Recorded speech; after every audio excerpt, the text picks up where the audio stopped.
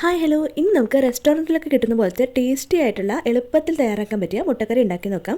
അതിനാദ്യമായിട്ട് ഞാൻ കുറച്ച് ഇഞ്ചിയും കുറച്ച് വെളുത്തുള്ളി എടുത്തിട്ട് നന്നായിട്ടൊന്ന് ചതച്ചെടുക്കുന്നുണ്ട്. അതിനുശേഷം ഒരു പാനിലേക്ക് കുറച്ച് എണ്ണ ഒഴിച്ചു കൊടുക്കുന്നുണ്ട്. കുറച്ച് മഞ്ഞൾപ്പൊടി, മുളക് പൊടി, കുറച്ച് കുരുമുളക് പൊടിയും കുറച്ച് ഉപ്പും ഇട്ടിട്ട് ഒന്ന് മിക്സ് ചെയ്ത് കൊടുക്കുന്നുണ്ട്. അതിലേക്ക് നമ്മൾ ഒരു 3 മുട്ട പുഴുങ്ങി വെച്ചതാണ്, അതുകൂടി ഇട്ട് കൊടുത്തിട്ട് നന്നായിട്ടൊന്ന് റോസ്റ്റ് ചെയ്തെടുക്കുന്നുണ്ട്. നല്ല രീതിയിലൊന്ന് റോസ്റ്റ് ചെയ്തെടുക്കാം.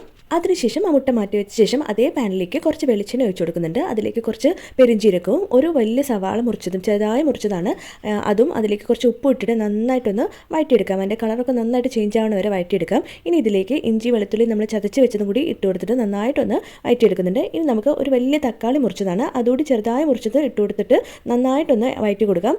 നല്ല രീതിയിൽ വഴറ്റിയെടുക്കണം. തക്കാളി ഇവിടെ നന്നായിട്ട് വഴണ്ടി വന്നിട്ടുണ്ട്. ഇനി നമുക്ക് ഇതിലേക്ക് വേണ്ട പൊടികൾ ഇട്ട് കൊടുക്കാം. ആദ്യം കുറച്ച് മഞ്ഞൾപ്പൊടിയും 1.5 ടീസ്പൂൺ മുളക് പൊടിയും 1.5 ടീസ്പൂൺ മല്ലിപ്പൊടിയും കുറച്ച് ഗരം മസാലയാണ്, അതുകൂടി ഇട്ട് കൊടുത്ത് നന്നായിട്ട് പച്ചമണം മാറുന്ന വരെ നല്ല രീതിയിൽ വഴറ്റിയെടുത്ത ശേഷം നമുക്ക് ഇതിലേക്ക് കുറച്ച് വെള്ളം ഒഴിച്ചു കൊടുക്കണം. വളരെ കുറച്ച് മാത്രമേ വെള്ളം ഒഴിച്ചു കൊടുക്കുന്നുള്ളൂ. നല്ല കട്ടിയായിട്ട് കുറുക്കിയ ഒരു കറിയാണ് നമുക്ക് കിട്ടേണ്ടത്. അതുകൊണ്ട് ഒരുപാട് വെള്ളം ഒഴിച്ച് പോകരുത്. കുറച്ച് വെള്ളം ഒഴിച്ചിട്ട് ആ വെള്ളം നന്നായിട്ട് തിളച്ച് വരുമ്പോൾ നമ്മൾ വഴറ്റി വെച്ചിരിക്കുന്ന മുട്ട കൂടി ഇതിലേക്ക് ഇട്ട് കൊടുക്കാം.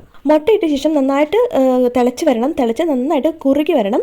അപ്പോൾ നമ്മുടെ കറി ഇവിടെ റെഡിയാവും. ലാസ്റ്റായിട്ട് നമുക്ക് കുറച്ച് കറിവേപ്പിലയും മല്ലിയിലയും കൂടി ഇട്ട് കൊടുക്കാം. ഇനി അവസാനമായിട്ട് ഇതിലേക്ക് ഒരു 1/2 ടീസ്പൂൺ പഞ്ചസാര ഇട്ട് കൊടുക്കുന്നുണ്ട്. എന്നിട്ട് നന്നായിട്ടൊന്ന് ഇളക്കി കൊടുക്കുന്നുണ്ട്. അപ്പോൾ നമ്മുടെ റെസ്റ്റോറൻറ്റ് ടൈപ്പിലുള്ള മുട്ടക്കറി ഇവിടെ റെഡി ആയിട്ടുണ്ട്. ചപ്പാത്തിയുടെ കൂടിയും പൊറോട്ടയുടെ കൂടിയും ആപ്പത്തിൻ്റെ കൂടിയും അങ്ങനെ എല്ലാത്തിൻ്റെ കൂടിയും കഴിക്കാൻ പറ്റിയ, ചോറിൻ്റെ കൂടെ സ്പെഷ്യലി കഴിക്കാൻ പറ്റിയ മുട്ടക്കറി റെഡി ആയിട്ടുണ്ട്. അപ്പോൾ എല്ലാവരും ട്രൈ ചെയ്ത് നോക്കണം. വീഡിയോ അപ്പോൾ അത്രയേ ഉള്ളൂ. എല്ലാവരും സബ്സ്ക്രൈബ് ചെയ്ത് സപ്പോർട്ട് ചെയ്യണേ. Tata bye bye.